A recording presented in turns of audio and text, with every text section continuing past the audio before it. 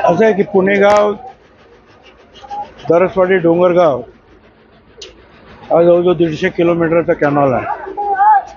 आपण मांजरपाडा धरण बांधलं, परंतु पाणी काही ठिकाणी हा पहाड जो आहे, कालवा जो आहे हा अरुंद आहे, काही ठिकाणी रुंद आहे, काही ठिकाणी त्याला वरती जे खडक आलेलं आहे, काही ठिकाणी बाजूचे जे आहे पाटाचं पाणी जे आहे बाहेर निघून जातं, पर्क्युलेट होतं, अनेक विहिरींमध्ये जातं, त्या विहिरी उपळतात आणि मग शेतकऱ्यांच्या शेतीची नुकसान होते। त्यामुळे ते परत ते पाणी बंद करायला सांगतात। यात सगळ्याचा परिणाम असा होतो की पाणी ज्या वेगानं पुढे शेवटपर्यंत यायला पाहिजे ते पाणी येतच नव्हतं। त्यामुळे हा जवळजवळ 250 कोटी रुपयाचा प्रोजेक्ट आहे आणि 2 सन्माननीय कॉन्ट्रॅक्टर जे आहेत ते काम करत आहेत।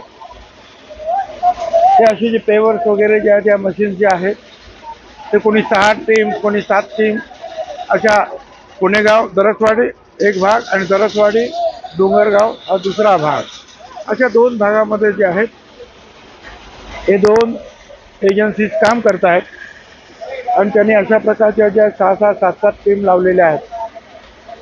आपण हे सगळं पाहतो, सगळं ऑटोमॅटिक सगळं काम आहे, मशीनने सगळं काम होत आहे।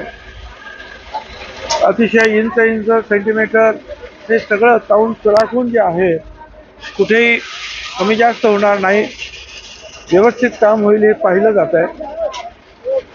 आणि एकूणच हे सगळं काम जे आहे त्या पावसाळ्यापूर्वी पूर्ण व्हावं अशी आमची अपेक्षा आहे, मागणी आहे की ज्यामुळे या पावसाळ्यामध्ये मांजरपाड्याचं जे पाणी जे आहे ते पुणेगाव दरसवाडी द्वारा जे आहे फार डोंगरगावपर्यंत पोहोचेल असा आमचा सगळा प्रयत्न आहे।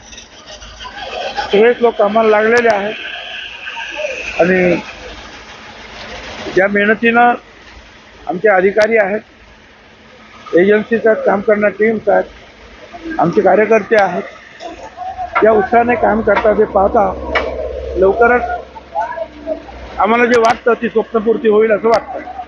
आणि मंत्री आपले अनुपस्थित असं आहे की प्रत्येकाने ज्या प्रत्येक पक्षाच्या वतीनं कोण कोण कुठे उभे राहणार, त्या मिटिंगला जाणार हे ठरलेलं आहे।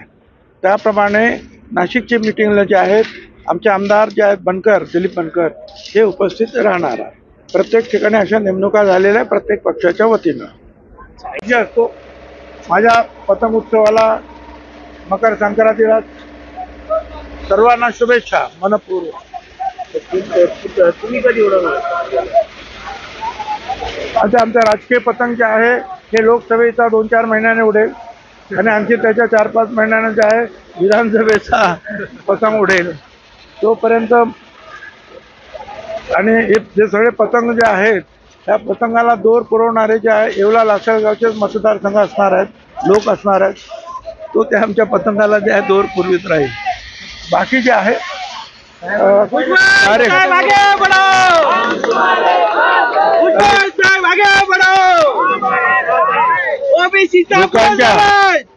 आता थोडासा आता कार्यक्रम जो आहे त्यांचा आपला आमच्या या येवल्याला मोठा पतंग उत्सव, मोठा आणि मकर संक्रांत मोठ्या उत्साहानं साजरे होते।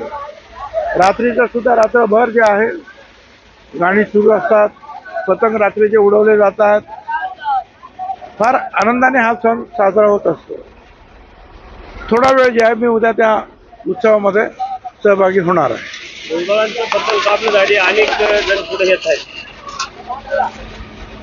आता असं आहे ना की खरा पतंग उडवताना हा नायलॉनचा मांजा असू नये असं सरकारनं सांगितलेलं आहे, पण माझा राजकीय पतंग जो आहे या येवला लासलगाव मतदारसंघाच्या लोकांनी हा काय म्हणतात तो नायलॉनचा मांजा पुरवल्यामुळे ते पतंग काय कटण्याची काही शक्यता वाटत नाही।